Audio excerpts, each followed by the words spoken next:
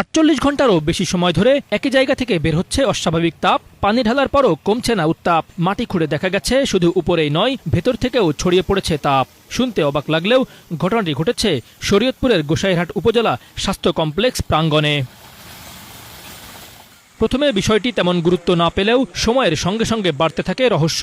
স্থানীয়রা লক্ষ্য করেন প্রায় ৫০ ফুট জায়গা জুড়ে মাটি অস্বাভাবিকভাবে গরম হয়ে উঠছে। কৌতূহল থেকে শুরু হওয়া অনুসন্ধান ধীরে ধীরে রূপ নেয় উদ্বেগে। যখন মাটিতে গর্ত করা হয় তখন দেখা যায় মাটির নিচ থেকেও বের হচ্ছে তাপ, আর এতেই ছড়িয়ে পড়ে নানা জল্পনা কল্পনা। কি আছে এই মাটির নিচে? কোনো রাসায়নিক বিক্রিয়া, ভূগর্ভস্থ গ্যাস, নাকি অন্য কোনো অজানা কারণ? এদিকে রহস্যময় এ ঘটনা ঘিরে স্থানীয়দের মধ্যে তৈরি হয়েছে কৌতূহল ও আতঙ্ক। ঘটনাস্থলে ভিড় করছেন বিষয়টি দেখার জন্য। প্রচুর পরিমাণ তাপ, মানে পিচ ঢালার উপরে জুতা নিয়ে দাঁড়ালে জুতা শুদ্ধ গরম হয়ে যেতেছে। রাত্র ৮টার সময় হসপিটালে আসছি, আসার পরে বিদ্যুতের সমস্যা, সেই জন্য আসার পরে দেখি বিদ্যুৎ মোটামুটি সবাই ঠিক আছে, তাই বিদ্যুতের খুঁটির গোড়ায় প্রচন্ড গরম হয়েছে। তাই গরম হওয়ার পরে আজকে সকালে আমি ওইটার আবার প্রায় ২০ ফিটের মতন ওটা গর্ত করছি। ওটা যত নিচে যাইতেছি অতই মানে ধুমা বাড়িতেছে আর কি। খবর পেয়ে ঘটনাস্থলে পৌঁছায় ফায়ার সার্ভিস।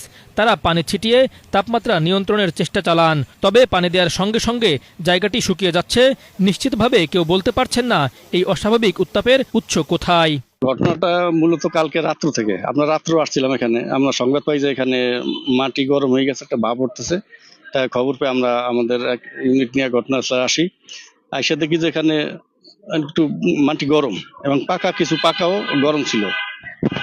তা দেখে আমরা তখন কোনো কিছু পাই নাই, তখন আমরা কিছুক্ষণ ওয়েট করে পরে আমরা আবার চলে যাই। ওনাদেরকে বলছি যদি কোনো সমস্যা হয়, বড় ধরনের কোনো সমস্যা হলে আমাদেরকে কল দিবেন। পরে আজকে আবার ওনার মাটি গর্ত করছে, মাটি আর কি গর্ত করতেছে। তা বলছে যে একটু ভাপের মতো উঠতেছে, ধোঁয়ার মতো। তাই আমাদেরকে কল দিছে, আমরা আসছি।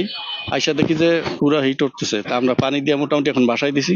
তারপর পরবর্তীতে যদি কোনো সমস্যা হয় এখানে ভেকুর দিয়ে গর্ত করতে হবে। যদি বড় ধরনের সমস্যা হয়, যদি এতেও না কমে, তাহলে ভেকুর দিয়ে গর্ত করতে হবে। গর্ত করে তারপর আমরা পর্যবেক্ষণ করে দেখতে পারবো যে নিচে আসলে কি আছে। মাটির নিচে কি কারণে এমন তাপ সৃষ্টি হচ্ছে তা জানতে অপেক্ষায় রয়েছেন স্থানীয়রা। স্বাস্থ্য কমপ্লেক্স কর্তৃপক্ষ ও স্থানীয় প্রশাসন বিষয়টি গুরুত্বের সঙ্গে পর্যবেক্ষণ করছে। তাপের উৎস এবং সম্ভাব্য ঝুঁকি নির্ণয়ে প্রয়োজনীয় ব্যবস্থা নেওয়া হবে বলে সংশ্লিষ্ট সূত্রে জানা গেছে। Banglavision news desk.